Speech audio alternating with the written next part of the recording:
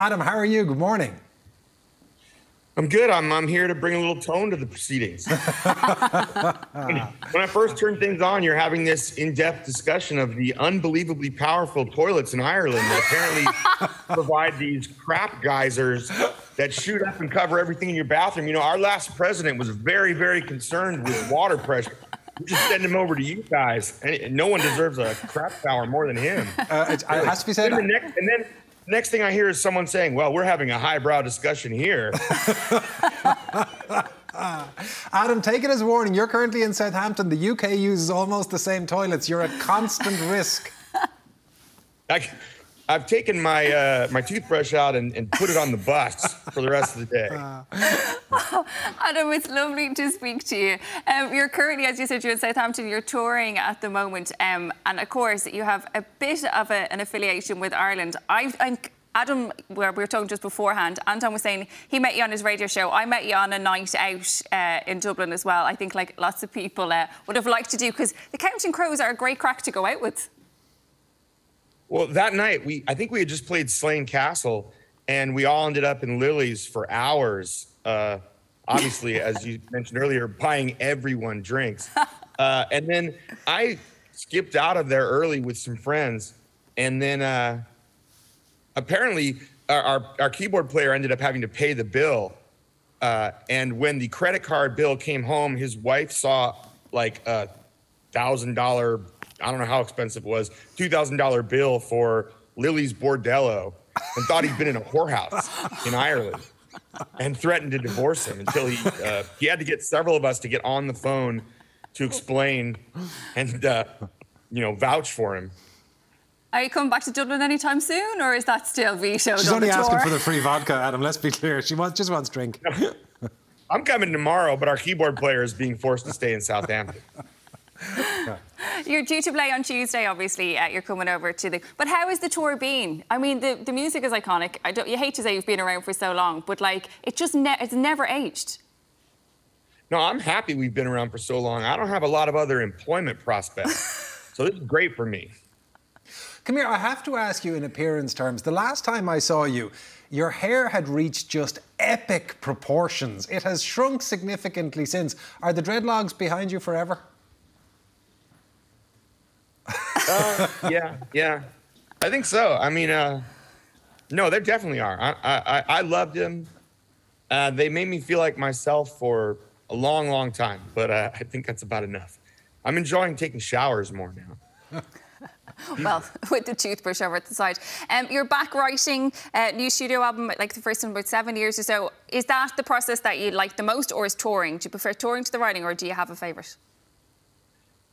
I think there's three parts. There's like sort of something from nothing, writing part, the studio part where the whole band gets together and makes it a record, and then the touring, and they're all pretty rewarding. I think they're all pretty important.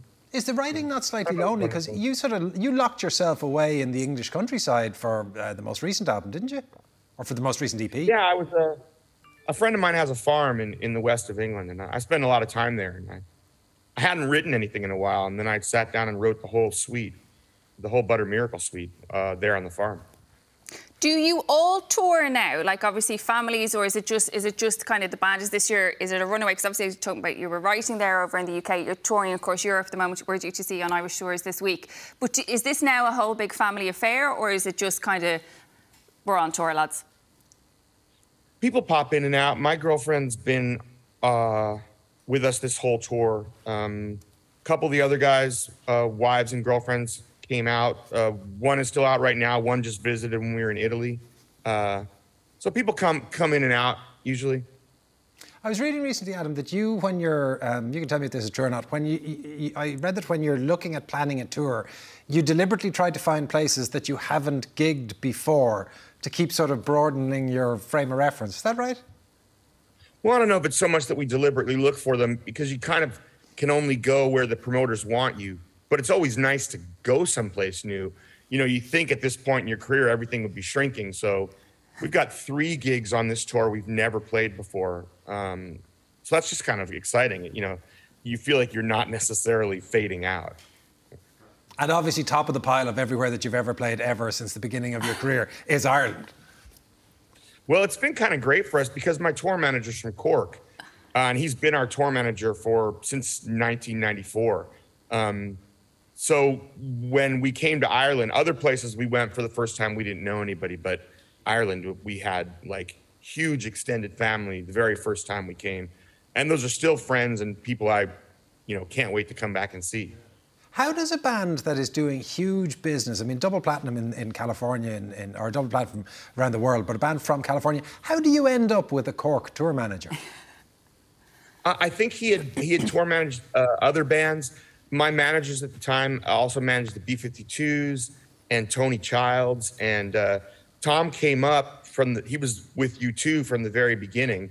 And he was one of their, first 3 crew guys. And he had managed the B-52s as well, and they weren't touring right then. And he went to work with us, and I think he thought it was just going to be for, a quick month-long tour in Ireland. But we all hit it off, and it's been almost 30 years now. Speaking of which, almost 30 years and going on tour, like obviously there's so many really iconic songs just in terms of Accidentally in Love and Mr. Jones and all those. Do they, as a band, age to you? Because to me, like I said that at the start, to me, they feel like they just never age. The minute, like, I play them on the radio, I hear them on the radio, or even just there, I'm fully in with them. But as the artist, do you feel like we need to churn this out again, or do you still feel the way we feel listening to them, if that makes any sense? No, I mean, I love working on new material and writing new material and playing new material. But those songs, they're about your life. They still apply, now. Mr. Jones, I have a different perspective on dreaming about being a rock star than I did before I ever had any hope of that, when I wrote it. But, that perspective still works on the song. I just feel like it's like a coffee filter and you pour your life through it every day, and it's a little different each time. And are you enjoying the rock stardom more now than at the start? Because I remember talking to you way back when, and you saying that those early years, that the fact that it took off at such scale and so quickly was very difficult to handle.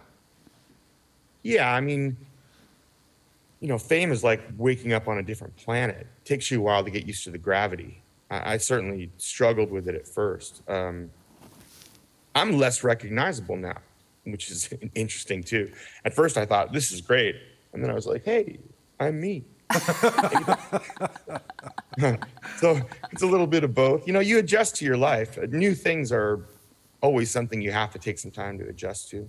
It is amazing, though, because where Suzanne was talking about it's 30 years effectively since your first #1. The fact that you are both as a band still cohesive and getting on with each other, and the fact that you're still selling out the big venues, like you're coming to the 3 Arena and selling it out.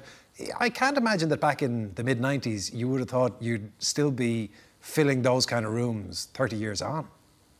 Well, it's weird, nobody dreams of becoming a rock star for like a year and a half and then just fade off into drunken despair. You hope that it will last, but realistically, it usually doesn't. Just the fact of life is that after a year and a half, you either kill each other or everyone just apathetically forgets about you. But you do dream of this, that it will last. So it's just surprising. Well, I'm conscious, Adam, that you have to go and get your toothbrush and put it in a taxi to a nearby town. So we won't hold you any longer. It's been a great pleasure talking to you this morning. Thank you. I tell you one thing, I'm never flushing a toilet in Europe again. Hotel staff can deal with that.